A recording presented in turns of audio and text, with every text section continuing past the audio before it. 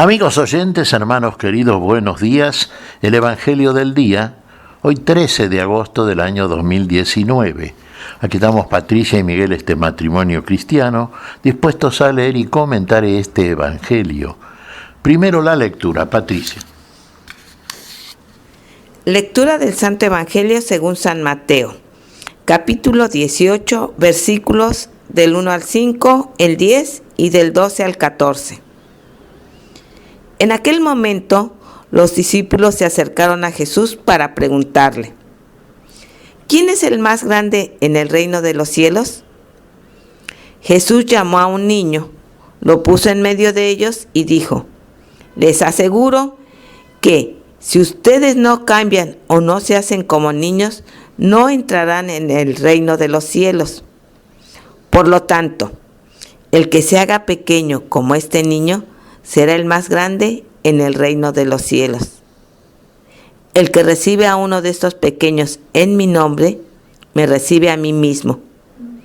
Cuídense de despreciar a cualquiera de estos pequeños, porque les aseguro que sus ángeles en el cielo están constantemente en presencia de mi Padre Celestial. ¿Qué les parece? Si un hombre tiene 100 ovejas y una de ellas se pierde, ¿no deja las 99 restantes en la montaña para ir a buscar la que se extravió? Y si llega a encontrarla, les aseguro que se alegrará más por ella que por las 99 que no se extraviaron. De la misma manera, el Padre que está en el cielo no quiere que se pierda ni uno solo de estos pequeños. Palabra del Señor. Gloria a nuestro Señor Jesucristo. Bueno, acá la pregunta de los discípulos. Claro, eran discípulos, estaban aprendiendo. Había muchas cosas que no entendían. Las iban a entender y las iban a vivir naturalmente, porque es la manera de entender, encarnar la palabra, vivir esa palabra. Y aquí estaban siguiendo al Señor. Lo estaban siguiendo, ese era el gran mérito de un sano discipulado como ejercían ellos. Y cualquier duda le preguntaban al Señor. Y acá la pregunta viene también desde casi la humana curiosidad y casi el humano deseo también. Señor, dinos, ¿cuál es el más importante en el reino de los cielos? Ve, se busca la importancia, buscamos eso. Queremos ser prestigiosos, queremos ser primeros, queremos ser mejores. Y precisamente esto es el deseo inverso al que debe tener aquel que desea ser y pertenecer al reino de la vida, al reino de Jesús. Entonces el Señor, claro, siempre ilustrándonos desde la comparación potable a la comprensión común, les presenta este cuadro. ¿Qué les parece? Un hombre tiene 100 ovejas, una se pierde. ¿Qué hace? Y lo que va a hacer, primero deja a las 99 de las 100 que no se han perdido en un lugar seguro, y después va a buscar a la oveja perdida. Va a buscar a la oveja perdida. Y cuando la encuentra, entonces está en la alegría, que es una alegría comparable a la alegría que se genera en el reino de los cielos, en los cielos, cuando un pecador se convierte y vuelve al seno del amor de Dios. Fíjense, aquí lo primero que les dice Jesús, en orden a la importancia que desean tener estos discípulos, que a menos que se hagan como niños, no pueden entrar en ese reino. Claro, un niño en todas las culturas desde ya, ¿no es cierto? Y en el nivel del entendimiento humano, sí, es niño, tiene todo por aprender. Un niño sabe poco y nada. Un niño tiene que preguntar, tiene que ser llevado, tiene que ser guiado. Un niño, desde ese punto de vista, y social económicamente visto, no tiene mayor importancia. Depende siempre. Claro, entonces es consubstancial, ya es inmanente a su naturaleza misma, una humildad que viene de la extrema necesidad que tiene el niño de apoyarse en los mayores. Bueno, y aquí entonces tomemos en cuenta y separemos como presupuesto inicial de todo aquello que nos va a enseñar siempre nuestro Señor, la humildad, el reconocimiento de la propia necesidad, de la propia, en última instancia, de la propia nada. Fíjese, usted entiende que usted, para ingresar en la vida, en todas aquellas cosas que aprende de su Señor, para poder vivirlas, para poder ser finalmente aquello que Dios hace en usted, primero tiene que reconocer la propia carencia, la extrema necesidad, darse cuenta que es como un niño, con esa inocencia primera, con esa humildad, con ese deseo de querer aprender, pero querer aprender siempre preguntando e imitando a aquellos que saben y le pueden enseñar, no queriendo ser mejor que los otros. Ese afán competitivo, ese afán de desear el mejor puesto, de ser el mejor, de ser ovacionado, alabado, elogiado, debe desaparecer de usted. Usted debe priorizar desde una humildad sana y veraz, debe priorizar su condición de insuficiencia, comparable a la que establecía aquí nuestro Señor.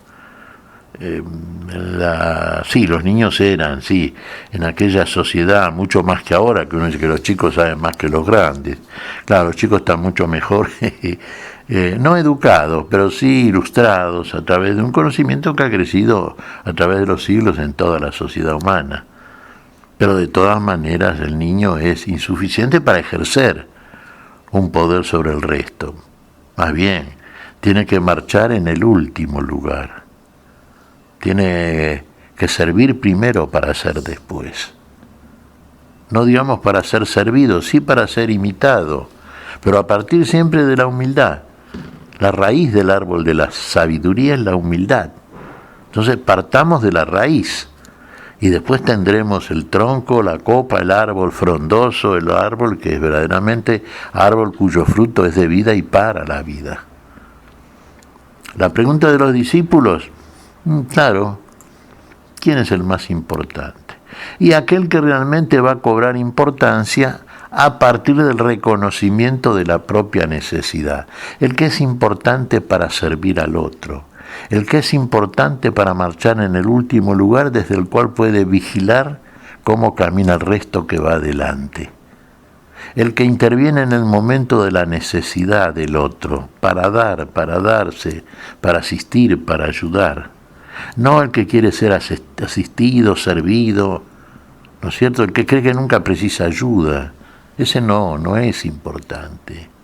Él se considera importante. Y ahí está precisamente su falta de importancia y su no pertenencia al reino de la vida, que en definitiva es el reino del servicio y es el reino de la humildad. A menos que sean como niños.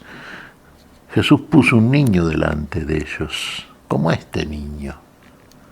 Y alguno de ellos era como niño. Bueno, en realidad ninguno. Ninguno, porque todavía estaban, siguiendo al maestro, siguiendo al pastor, es cierto. Ese era el mayor mérito, lo seguían, creían en él. No entendían bien lo que les decía o les enseñaba, pero algo en ellos los invitaba a seguirlo. Y lo seguían, y lo siguieron, y finalmente fueron importantes. Vaya qué importancia, pilares del pueblo nuevo, pilares de la iglesia del Señor, verdaderos maestros, apóstoles, enviados. La palabra de ellos la estamos ahora consultando. La enseñanza que recibieron del Señor y que comunicaron desde la humildad y el verdadero amor al prójimo a todos los seres a través de todos los siglos. Pero empezaron como niños y reconocieron esa pequeñez en orden a la importancia que se quería tener cuando todavía no entendían cuál era el núcleo de este reino de la vida. Vamos a hacer lo propio nosotros, hermanos, Vamos no a buscar los primeros lugares. Muchas veces, lamentablemente, Ocurría también en la infancia de la iglesia. Entre las mismas comunidades, congregaciones cristianas, se generaban disputas por celos, por competencias, porque prevalecía muchas veces, y siempre en orden y a la búsqueda del puesto más importante, entre muchos hermanos cristianos. Y eso escandalizaba a los que recién ingresaban, a los que todavía no tenían un conocimiento acerca de estas cosas. Y más de uno tropezaba y a lo mejor se iba. Hay que andar con cuidado, porque muchas personas desaparecen, no vuelven más después. Y usted ha sido escándalo para otro, para un pequeño, que muchas veces va a ver de qué se trata, ¿no es cierto? Llevado no por interés, sino por curiosidad.